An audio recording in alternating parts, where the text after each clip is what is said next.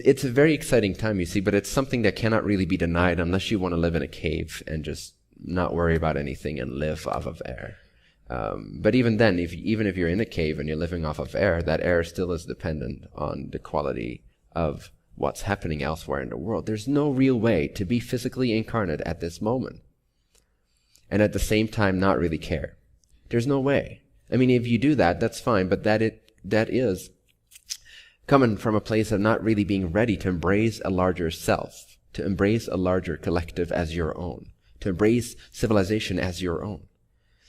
We have become disempowered. We have accepted that disempowerment. And out of that disempowerment, that mass disempowerment, we've all turned to our own little bubbles of reality, okay? And that's what occupies most of us. My daily struggles, my daily processes. I'll get there someday. This is what I want. Why isn't it happening yet? I'll watch another YouTube video. I'll make sure that by next year I have what I want. That's all perfectly fine. My whole point being is that personal empowerment is included in the expansion of your consciousness to embrace a larger entity as your own self. Does that make sense? I'll repeat that. Personal empowerment is included naturally, is naturally induced, is naturally a given. The things that you desire, the life that you desire is naturally given to you when you allow your consciousness to expand, to include a larger entity than your own as your own. And this is what's so crucial about being on this planet at this time. This is what's so crucial. And we have opportunities like never before with the internet, with the connectedness, with the rising need and desire and passion for spiritual awakening and personal empowerment and being of service to others. This really is a very exciting time. And I know that all philosophers of all times have said that, but this really is an exciting time. And so it's time for us all to take our personal empowerment to a next level and to blend it with, to whatever extent you are presently capable of, shepherding consciousness and including a larger body as your own self.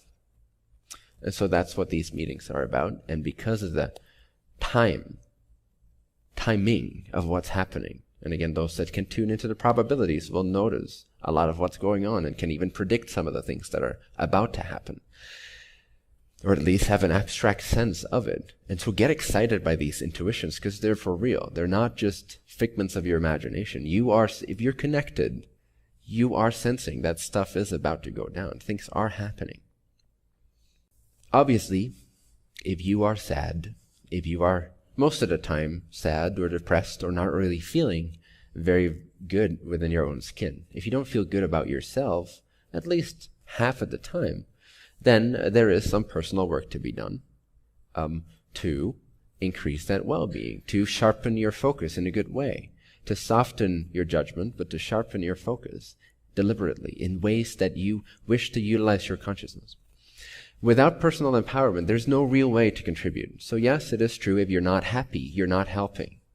Okay, if you cannot help anything or anyone or the collective from a state of unhappiness. From a state of unhappiness and being jaded and being skeptical, there's not much you can do because you're not harnessing the power that you have at your capacity. Were you to open up, were you to believe again, were you to have faith within yourself, to have faith in your higher self, to have faith in the orchestration of what's occurring on planet Earth as we speak, to have faith in the timing of the circumstances as they manifest themselves in your personal life.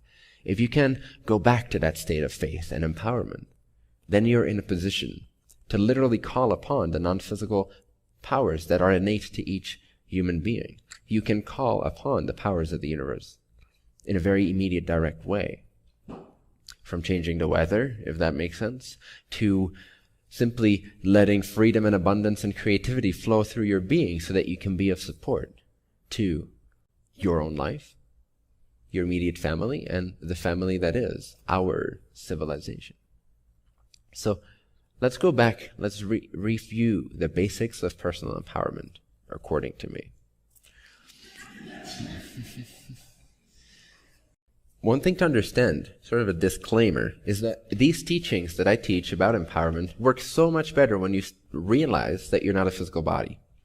That is a profound foundation, to realize that you are not the physical body. The physical body is like a finger is to the hand. It's like an extension, it's an expression of your personality. As your mind changes, as your vibration, your frequency, your state of being changes, So does your body. So does your mind. So does the actions that you take in this world. So does your feelings. Everything you see, everything you can perceive, sense, including the body, but including much more, including your circumstances, the opportunities that come your way, the people that you meet, the conversations that you have, the things that you create, every single thing that you can sense with your senses or your mind is like looking in a mirror. It's a reflection of your state of being. Okay, that's basically the number one rule of personal empowerment, is to understand that circumstances, and circumstances include the body. The body is a circumstance. Yes. To understand that circumstances reflect state of being. That circumstances are a mirror that you're looking into. Okay, so if the body feels a certain way, it's a reflection of how you've been thinking, how you've been feeling, what you are believing. If the body feels bad in a sense, then most of the time that's a reflection of you holding on to a belief system that no longer works for you. The body is the most immediate circumstance. It's telling you immediately. It's the first mirror you look at every time you wake up to your life, to your daily life. Immediately, how the body responds, emotionally especially, shows you where your mind has been in the past, shows you where your thoughts have been in the past, shows you what your present belief system is that you are ready to let go of. If there is a contraction, it means there is a belief underneath that contraction that your higher self disagrees with. Emotional contraction is nothing other than higher self, your wiser part, disagreeing with what you are suggesting is true in your thinking, in your belief system. Does that make sense? When you suggest something is true, and you're suggesting something almost all the time actively, you're almost always suggesting that something is true. You almost always hold a view of yourself. You might not always be aware of it, but you're holding it vibrationally in the overall portion of your consciousness. Perhaps not the conscious mind, perhaps the subconscious/unconscious mind. Nevertheless, you are holding an assumption of who you are, what you are at this moment. How valued you are, how valuable you are, how worthy you are, how free you are, how capable you are, how loved you are, how appreciated you are, how a part and connected of creation you are. Or the opposite of these, how you're lacking these things. You're holding a vibration as we speak. You're holding an assumption of who you are. You have an idea about yourself. You must have an idea about yourself. Otherwise you wouldn't be here showing up in this body. That's part of what I was talking about the constraints, because I don't really have that many ideas about myself, and those that I do have are very malleable, they're very non-physical, they're very high vibration. So for me to be here without really having an idea of who I am here is what causes the sort of glitches in the matrix between my personality construct, my body being here, and my consciousness knowing what's true about itself. Because of that level of transparency, that level of emptiness of personal bias and ideas. Nevertheless, most of us have, including myself, but most of us have very personalized ideas about who we are. They're more rigid usually than they are in my case. Not saying this is necessarily true for all of you, and part of what we're moving into as a collective, but you at the cutting edge because you're integrating these types of instructions. I hope. I trust. I see.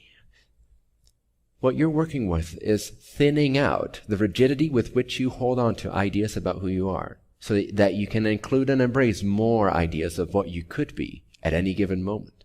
And so, depending on the situation, depending on your sensitivity to what the field in your present moment requires or could benefit from most, you can slip into another jacket, slip into another suit, slip into another mask, without identifying with that mask while you're doing it. You can maintain awareness of the greater self, capital S, that spacious and free awareness which right now hears my voice without you even trying. Even if you're completely distracted and you have no idea what I'm talking about. Even if I start speaking Chinese and you can't speak Chinese or understand Chinese. There is an awareness, effortlessly, always, uninterruptedly present.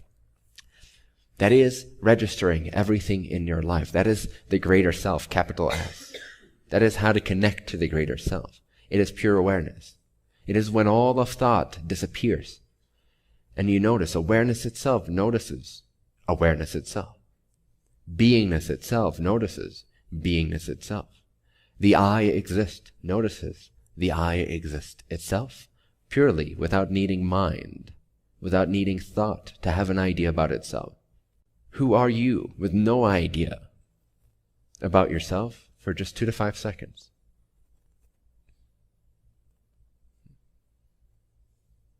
Peaceful in it. Who are you with all ideas about who you might be, who you are, future, past, given away? Give it back to source, give it back to life, give it back to God if you want to call it that. Disown all ideas about me. And without me, what is the I that remains? The I am, the I exist, the I awareness itself, the I presence itself. To maintain that awareness or that sense of identity, to have your sense of identity mainly be rooted in this ethereal, expansive, vast sense of not being any particular thing you are aware of, you can now suddenly choose whatever you need to choose in the moment. You can appear as any personality, not identifying with it. Of course, with integrity, ideally, with love, integrity, and tactfulness, balancing love and wisdom. But essentially, you can maintain freedom, awareness of true self, that freedom, while you are choosing to slip into a jacket, to slip into a mask, just because that is what makes sense in that moment to do. And some of these masks are filled with personal excitement. For me, it might be to go rock climbing or to go freediving. It's these things, these personal masks that inspire me because I learned something from that, and it allows me to be more of who I desire to be. They add to my expression and understanding of myself as a creature. But even then, I do not have to identify, and I'm not identified with being a freediver, with being a climber, even those personal passions, with being an entrepreneur. To not be identified with the roles that you play is greatly, greatly liberating and increases your capacity to handle and operate more skillfully by great magnitude.